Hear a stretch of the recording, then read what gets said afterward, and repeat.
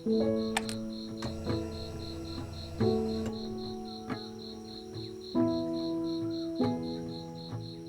कभी सफ़र दूरी से नहीं मापा जाता है, बल्कि इस बात से कि आप किस पॉइंट से वापस लौटे हो।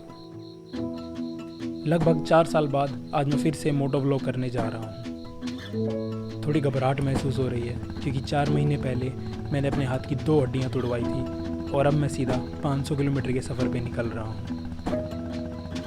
मन में विचारों का तूफान चल रहा है, थोड़ा डर भी लग रहा है, लेकिन एक दिन घर से निकलना तो पड़ेगा ही। तो चलते हैं एक नए सफ़र पे।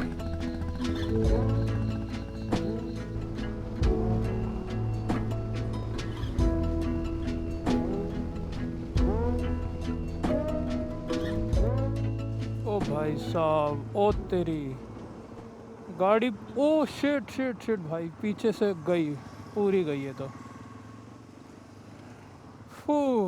ओके सो गाइस, सबसे पहले आप सभी लोगों का हाथ जोड़ के बहुत बड़ा वाला धन्यवाद, क्योंकि आप लोगों ने मेरी पिछली वीडियो पे इतना ज़्यादा प्यार दिया है कि यार मैं बता नहीं सकता। मतलब मुझे उम्मीद थी कि यार 2-2.5 हज़ार व्यूज़ तो आ ही जाएंगे, लेकिन आप लोगों ने सिर्फ 2 दिन के अंदर अंदर आप लोगों ने 8,000 व्यूज़ क्रॉस करवा दिए। सो यार, और सभी लोगों ने भाई कॉन्ग्रेचुलेशंस बोला मुझे, तो भाई उस चीज़ के लिए भी बहुत बहुत धन्यवाद आप सभी लोगों का। अभी फ़िलहाल मैं हूँ पानीपत में और यहाँ पर जाम लग गया है, ये जो एक्सीडेंट हुआ था शायद इसकी वजह से। और ये देखो कि अब ये जो वीडियो है ना, ये इस बाइक की रिव्यू वीडियो है। अब बनाने को मैं इसको नॉर्मली बना सकता था कि मैं इसको नॉर्मली अपने हाईवे पे चलाता, थोड़ा ऑफ रोड पे चलाता अपने गांव के खेत वाले रास्तों में, और आपको एक रिव्यू दे देता। बट मुझे लगा कि यार जो रास्ता दिल्ली टू मनाली जो है, मोस्टली लोग उसको बहुत बार करते हैं, तो वहाँ पर इस मशीन का असल में पता चलेगा। तो मैंने सोचा कि चलो यार दिल्ली टू मनाली करते हैं, इस बाइक की सब कुछ पता चल जाएगा, कंफर्ट, हीट कहाँ से आ रही है, वाइब्रेशंस वगैरह वगैरह सब। ये जो हमको माइलेज दिखा रहा है वो दिखा रहा है 35 kmpl, ओके। और जो full tank to full tank है वो हम आगे जब चेक करेंगे कैलकुलेटर से मैनुअली। अभी मैं जो है ये जो अपना कैलकुलेशन का सिस्टम ये जो बताएगा, मैं इस पर रिलाई करूँगा अभी के लिए, ओके। तो अभी 35 kmpl है, अभी मैं चंडीगढ़ तक 100 ही रखने वाला हूँ। तो वापस से अपनी बाइक को भाई भगाते हैं 100 पे। चलिए दोस्तों, मज़ा आ रहा है बाकी यार बहुत ज़्यादा।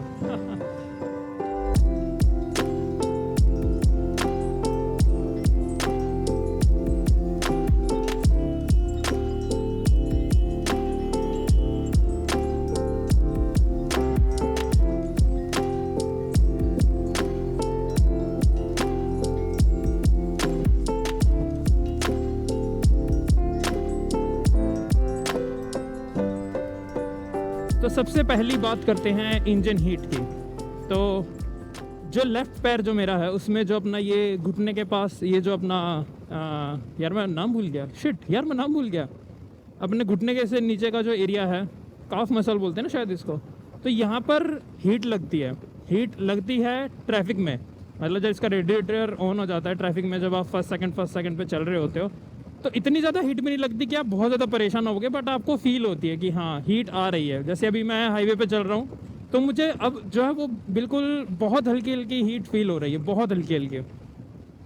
तो इतना है कि काम चल जाएगा, बाकी ट्रैफिक में आपको थोड़ी ज़्यादा फील होगी कंपेयर टू हाईवे। और मैं इसको जब अभी 100 पे क्रूज़ करके लाया हूँ, तो मैं आपको बताऊँ तो ये जो बाइक है ये 90 तक बहुत बहुत ज़्यादा स्मूथ चल रही है, अंत बिल्कुल। लेकिन जब बात 90 क्रॉस करती है ना, तो क्या होता है कि हैंडल में और फुट पैक्स में बहुत हल्के हल्के वाइब्रेशन आते हैं, और वो वाइब्रेशन हल्के हल्के रहते हैं लगभग 100-105 तक, क्योंकि मैंने इसको पूरा भी जो मैं क्रूज़ करके लाया हूँ।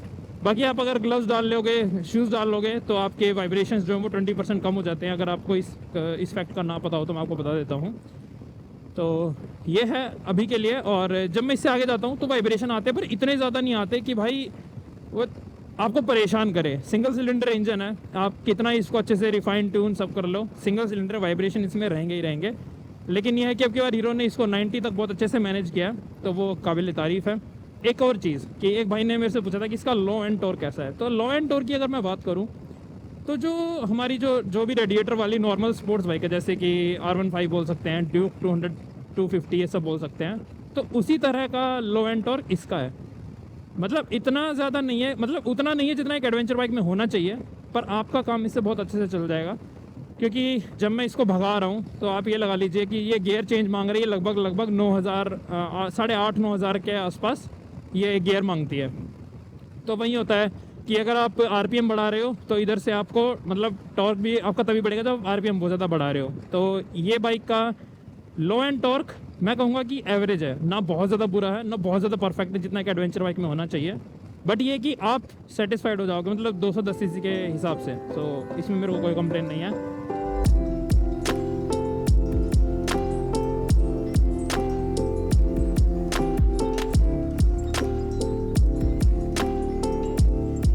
ओके, अभी इसकी बात करते हैं कंफर्ट की।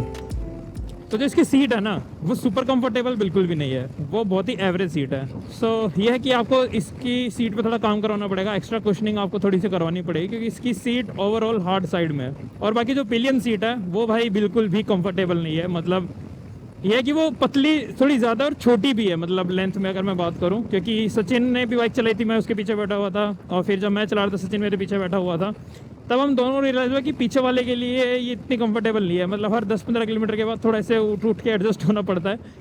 तो पिलियन के लिए तो ये बिल्कुल भी कंफर्टेबल नहीं है, तो उसके लिए आप देख लेना कैसे कुछ सीट का काम आप करवा सकते हो। So yes, that's it. बाकी यार बहुत सही बाइक है भाई, बहुत सही बाइक है, मतलब मैं अभी तक रुका नहीं हूँ, ब्रेक नहीं लिया है, और मेरे को बहुत बढ़िया लग रहा है भाई, क्योंकि मैं प्लेटिना से इस पे आया हूँ भाई, तो मेरे लिए तो भाई ये वरदान है। ओ माय गॉड, ये ट्रक इतना पास से निकला कि हम डर गई।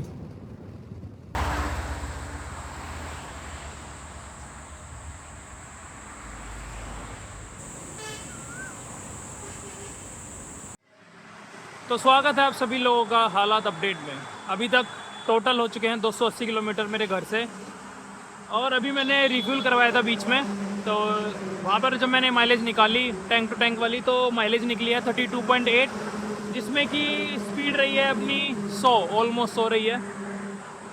और रिफ्यूल कराने के बाद मैंने ट्रिप मीटर 0 करवाया, और अभी उसके बाद मैं शायद से 67 किलोमीटर और चल चुका हूँ। माइलेज जो बाइक दिखा रही है वो दिखा रही है 36 की, ओके, और जो उससे पहले वाली थी वो दिखा रहा है 35 के MPL, यानी कि आप ये मान लो कि 100 की स्पीड पे बाइक दिखा रही है 35 की एवरेज, जो मैंने कैलकुलेट करी है वो है 32.8। तो मोटा मोटी अगर हम मतलब एवरेज निकाल सकते हैं तो 34, क्योंकि बिल्कुल पिन पॉइंट एग्जैक्ट निकालना तो पॉसिबल नहीं है, बट ये कि 100 की स्पीड पे 33-34 के MPL हमारी बाइक बहुत प्यार से दे रही है। बाकी भाई बाइक बहुत ज़्यादा गंदी हो चुकी है, और मतलब गंदी क्या भी अच्छी लग रही है, मतलब कोई बता नहीं सकता कि ये बिल्कुल नई बाइक है, ऐसे मतलब कीचड़ वीचड़ और दाग धब्बे, और भाई मस्त लग रही है बिल्कुल। तो भाई अभी मैं काजू बादाम वगैरह खा रहा था, मम्मी ने मेरे को भिगो के दिए हुए थे ये चने वगैरह, तो अभी इनको खाऊंगा। और मैं सच बताऊं तो मैं घर से भी नॉन स्टॉप निकला हुआ हूँ, सिर्फ अभी ये मेरा फर्स्ट ब्रेक है ऑफिशियल। ये तो बस मैंने ऐसे ले लिया कि लोकेशन अच्छी थी, मैं कहा यार वीडियो भी बना रहा हूँ मैं, ये तो है नहीं कि मुझे रोड काटना है। तो यस, ये अपडेट है। अभी मैं सोच रहा हूँ नॉन स्टॉप ही निकलूँ आगे, और अपने गंतव्य स्थान पर पहुँच कर ही मैं कुछ खाना पीना करूँ, अभी मेरा मन भी नहीं है। और भाई जो मूड बना हुआ है, मतलब यार मैं इस रास्ते में प्लेटिना से काफ़ी बार आ रखा हूँ, लेकिन एक्सपल्स पे तो मन ही नहीं करा रुकने का। ये तो बस मैं रुक गया कि भाई यार 250 भी नहीं 280 किलोमीटर हो चुके सुबह से, थोड़ा रुक जा, तो भाई प्यार हो गया भाई इस मशीन से यार। तो अभी टाइम हो गया है 10:45, बोले तो 11:15, और यहाँ पर मैंने एग्जैक्ट आधे घंटे का स्टॉप लिया है। और भाई वापस से सफ़र शुरू करते हैं, और अब मैं सीधा नग्गर जाके रुकने वाला हूँ, क्योंकि ये लगा लीजिए कि अब मैंने 280 किलोमीटर तो मैंने नॉन स्टॉप कर लिए हैं, तो अब ज़्यादा दूर नहीं है मनाली, तो अब मैं नॉन स्टॉप ही चलने वाला हूँ। हल्की फुल्की पेट पूजा हो चुकी है, क्योंकि मैंने चने बादाम अखरोट ये सब खा लिए जो मेरी माता श्री ने मुझे दिए थे, और पूरी थकान उतर चुकी है, जितनी भी थोड़ी बहुत जो भी चढ़ी थी। बारिश रुक चुकी है, इसलिए मैंने गोप्रो भी निकाल लिया। तो अब चलते हैं वापस से नॉन स्टॉप। और एक चीज़ हाँ मेरे को आपको बतानी थी, जैसे अभी थोड़ी देर पहले तो क्या 70 किलोमीटर पहले मैंने इसमें टॉपअप करवाया था, तो इसके देखो फ्यूल के जो 2 बार्स है वो नीचे गिर चुके हैं। तो इसमें ये बहुत बड़ी दिक्कत है कि इसका जो ये फ्यूल गेज है ये बहुत ही ज़्यादा इनएक्यूरेट है, मतलब आप इसको टेढ़ी करके आप इसको छोड़ दोगे ना, और आप इसको वापस सीधी करके चलोगे तो आपको ये डायरेक्ट 2 डंडे कम दिखाएगा। अभी क्या है कि एक डंडा, अभी मेरे ना दोनों डंडे बढ़ जाएंगे, मैं थोड़ी देर 5 मिनट चलूँगा। तो ये इस बाइक में बहुत टेंशन वाली बात है, बहुत ज़्यादा। मतलब अब मेरे को तो पता है कि ये चीज़ इसमें है, लेकिन जिनको नहीं पता है उनके लिए समस्या हो सकती है। तो इसमें इसका मेथड यही है कि आप इसको सीधी करो और जब आप इसको चलाओगे ना तो 5 मिनट आपको वेट करना पड़ेगा, उसके बाद ये आपको एग्जैक्ट रीडिंग आपकी दिखाएगा। पता नहीं, कोई तो बोल रहा था कि फ्यूल टैंक का डिज़ाइन कुछ इस तरह से है तो मतलब इनएक्यूरेट आती है रीडिंग, और आप 5 मिनट सीधा चलाओगे नॉर्मल तो आपको सही रीडिंग दिखाने लग जाएगा। तो ये एक इसमें एक ड्रॉबैक है, बाकी ठीक है। अपने को तो भैया जच गई ये चीज़, अब ठीक है, आदत हो गई है। सह लेंगे थोड़ा सा।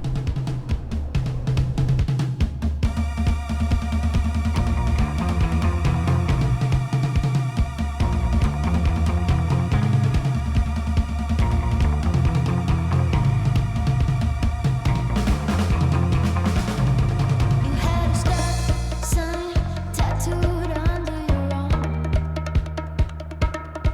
That didn't stop me from getting you to the bar. It was a hard day, and so was I. So stop right there, you're coming with me tonight.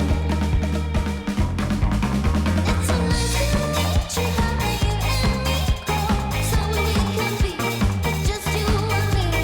Nice to meet you, think it's somewhere we go under the sheets, be the beauty, I'll be the beast.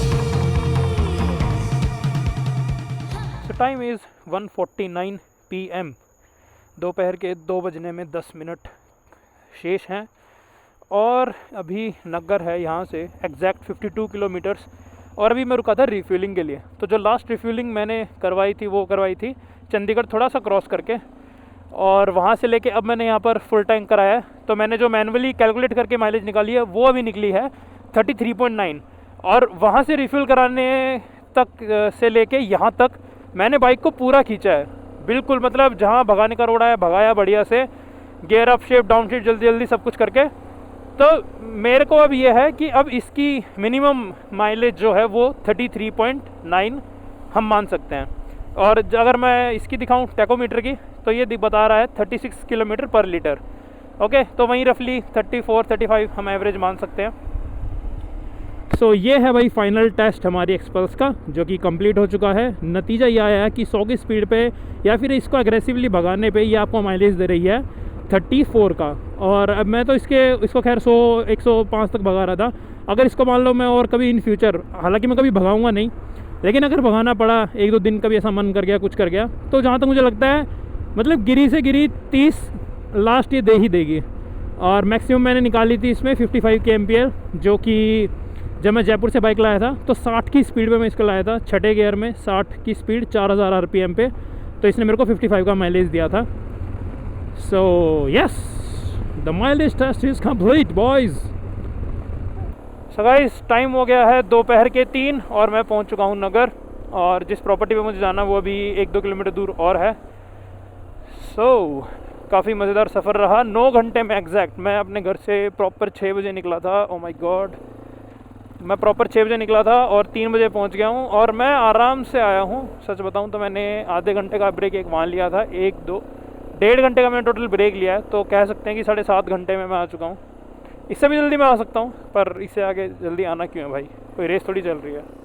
तो अभी time हो गया है 6:44 शाम के, और मैं मस्त नहा धो चुका हूँ, फ्रेश हो चुका हूँ, बाइक की वॉशिंग करवा के आ चुका हूँ, चेन ल्यूब कर चुका हूँ, ये सारे काम मैं कर चुका हूँ। और 3 बजे मैं यहाँ पर पहुँच गया था एग्जैक्टली। और बाकी मैं कंक्लूजन ये देना चाहूँगा बाइक के लिए एंड में कि देखो, पल्सर कह रहा हूँ सॉरी, एक्सपल्स जो 200 थी वो एक बंदे के लिए बहुत ठीक थी, लेकिन क्रूजिंग के टाइम पे 6th गियर की नीड पड़ती थी और थोड़ी सी लगता था कि 85 की जगह अगर स्पीड 90-100 हो तो चलेगा।